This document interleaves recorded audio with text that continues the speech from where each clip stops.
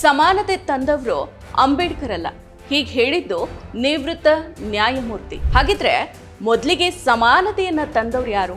ಅಂಬೇಡ್ಕರ, ಶಂಕರಾಚಾರ್ಯರ? ನಿಜಕ್ಕೂ ಶಂಕರಾಚಾರ್ಯರು ಸಮಾನತೆಯನ್ನ ಬಯಸಿದ್ರ? ನಮಸ್ಕಾರ.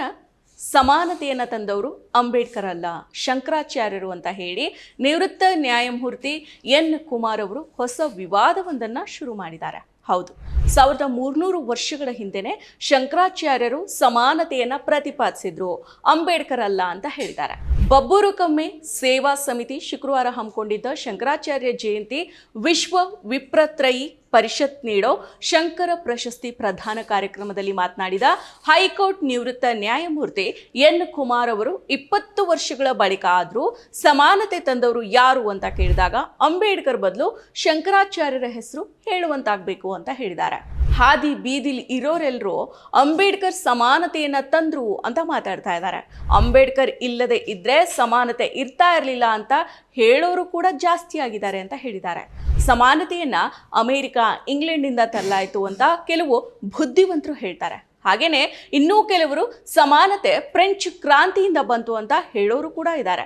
ಆದರೆ ಸಾವಿರಾರು ವರ್ಷಗಳ ಹಿಂದೆನೆ ಸಮಾನತೆಯನ್ನ ಸಾರಿದ್ದ ಶಂಕರಾಚಾರ್ಯರ ತತ್ವಗಳೇ ನಮಗೆ ಗೊತ್ತಿಲ್ಲ ಅಂತ ತಿಳಿಸಿದ್ದಾರೆ. ಶಂಕರಾಚಾರ್ಯರ ತತ್ವಗಳನ್ನ ಪಾಲನೆ ಮಾಡಿದ್ರೆ ನಮಗೆ ಇಂತಹ ದುಸ್ಥಿತಿ ಬರ್ತಾ ಇರಲಿಲ್ಲ, ದೇಶನೂ ಕೂಡ ಹಿಂದುಳಿತಾ ಇರಲಿಲ್ಲ. ಈಗಲೂ ಕೂಡ ಕಾಲ ಮಿಂಚಿಲ್ಲ. ಶಂಕರಾಚಾರ್ಯ ಗುರುಗಳು ಪ್ರತಿಪಾದಿಸಿದ ಸಮಾನತೆಯನ್ನ ಅನುಷ್ಠಾನಕ್ಕೆ ತರಬೇಕು ಅಂತ ಹೇಳಿದ್ದಾರೆ. ನಾವು ಒಪ್ಪದೇ ಇದ್ರೂ ಜಗತ್ತು ಶಂಕರಾಚಾರ್ಯರ ಅದ್ವೈತ ತತ್ವವನ್ನ ಒಪ್ಕೊಂಡಿದೆ. ಅತಿ ಬುದ್ಧಿವಂತಿಕೆ ಮತ್ತು ಬೂಟಾಟಿಕೆಯಿಂದ ಬ್ರಾಹ್ಮಣರು ಶ್ರದ್ಧೆಯನ್ನ ಬಿಟ್ಟಿದ್ದಾರೆ ಅಂತ ಹೇಳಿದ್ದಾರೆ. ಮನು ಹೇಳಿದ್ದು ಎಲ್ಲವೂ ಕೂಡ ಸತ್ಯ, ಅದನ್ನ ಪ್ರಶ್ನೆ ಮಾಡಬಾರ್ದು. ಮನು ಹೇಳೋದು ಔಷಧಿ ಸಮಾನ ಅಂತ ಶಂಕರಾಚಾರ್ಯರು ಹೇಳ್ತಾರೆ. ಮನು ಏನ್ ಹೇಳ್ತಾನೆ, ಮನು ಏನ್ ಹೇಳಿದ್ದು ಅದಕ್ಕೆ ವಿರುದ್ಧವಾಗಿ ಮಾತಾಡಬಾರ್ದು ಅಂತ ಶಂಕರಾಚಾರ್ಯರು ಹೇಳ್ತಾರೆ. ಮನು ಮಹಿಳೆಯರ ಸ್ವಾತಂತ್ರ್ಯವನ್ನ ಕಿತ್ತುಕೊಳ್ತಾನೆ. ಮನು ವರ್ಣ ವ್ಯವಸ್ಥೆ ಇರಬೇಕು ಅಂತ ಪ್ರತಿಪಾದಿಸಿದ. ಮನು ಹೇಳಿದ್ದೆ ವೇದ ವಾಕ್ಯ, ಅದನ್ನ ಯಾರೂ ಕೂಡ ಮೀರಬಾರ್ದು ಅಂತ ಶಂಕರಾಚಾರ್ಯರು ಹೇಳಿದ್ರು. ಇನ್ನು ಶೂದ್ರರ ವಿಚಾರದಲ್ಲಿ ಶಂಕರಾಚಾರ್ಯರಿಗೆ ವಿಭಿನ್ನ ಅಭಿಪ್ರಾಯಗಳಿದ್ವು. ಶೂದ್ರರಿಗೆ ವೇದಾಧ್ಯಯನ, ವಿದ್ಯಾಭ್ಯಾಸಕ್ಕೆ ಹಕ್ಕು ಸಿಗಬಾರ್ದು ಅಂತ ವಾದ ಮಾಡಿದ್ರು. ಇದಕ್ಕೆ ಅವರದೇ ಹಲವಾರು ಕೃತಿಗಳಲ್ಲಿ ಉಲ್ಲೇಖ ಇದೆ. ಅದ್ವೈತ ಸಿದ್ಧಾಂತದ ಪ್ರತಿಪಾದಕರಾಗಿರೋ ಶಂಕರಾಚಾರ್ಯರು ಮನುವಾದಿಯನ್ನ ಒಪ್ಕೊಳ್ತಾರೆ. ಮನುವಿನ ಸಿದ್ಧಾಂತವನ್ನ ಒಪ್ಕೊಳ್ಳೋರು ಸಮಾನತೆಯ ಪ್ರತಿಪಾದಕ ಆಗೋದಕ್ಕೆ ಸಾಧ್ಯನೇ ಇಲ್ಲ. ಯಾವುದೇ ಸಮಾನತೆ ಪ್ರತಿಪಾದಕರು ಮನುವಿನ ಸಿದ್ಧಾಂತವನ್ನ ಒಪ್ಕೊಳ್ಳೋದಿಲ್ಲ. ಹೀಗಿರುವಾಗ ಶಂಕರಾಚಾರ್ಯರು ಸಮಾನತೆಯನ್ನ ಬಯಸಿದ್ರು, ಅವರೇ ಮೊಟ್ಟ ಮೊದಲ ಸಮಾನತೆಯನ್ನ ಬಯಸಿದ ವ್ಯಕ್ತಿ ಅಂತ ಹೇಳೋದಕ್ಕೆ ಹೇಗೆ ಸಾಧ್ಯ? ಮನುವಾದವನ್ನ ಒಪ್ಪಿದ ವ್ಯಕ್ತಿ ಸಮಾನತೆಯನ್ನ ಬಯಸ್ತಾರಾ? ಈ ದೇಶದಲ್ಲಿ ಸಮಾನತೆಯನ್ನ ಬಯಸಿದವರು ಹಲವರಿದ್ದಾರೆ. ಅವರಲ್ಲಿ ಪ್ರಮುಖವಾಗಿ ಡಾಕ್ಟರ್ ಬಾಬಾ ಸಾಹೇಬ್ ಅಂಬೇಡ್ಕರ್ ಅವರು ಸಮಾನತೆ ತರುವಲ್ಲಿ ಹೋರಾಡಿದ್ದಾರೆ. ಭಾರತದಲ್ಲಿ ಸಮಾನತೆಗಾಗಿ ನಾನಾ ರೀತಿಯಲ್ಲಿ ಹೋರಾಟಗಳು ನಡೆದಿದ್ದಾವೆ. ಹಲವಾರು ನಾಯಕರು ಹೋರಾಟಗಳನ್ನು ಕಟ್ಟಿದ್ದಾರೆ. ಅವರಲ್ಲಿ ಅಂಬೇಡ್ಕರ್ ಅವರ ಪಾತ್ರ ಮಹತ್ವದಾಗಿದೆ.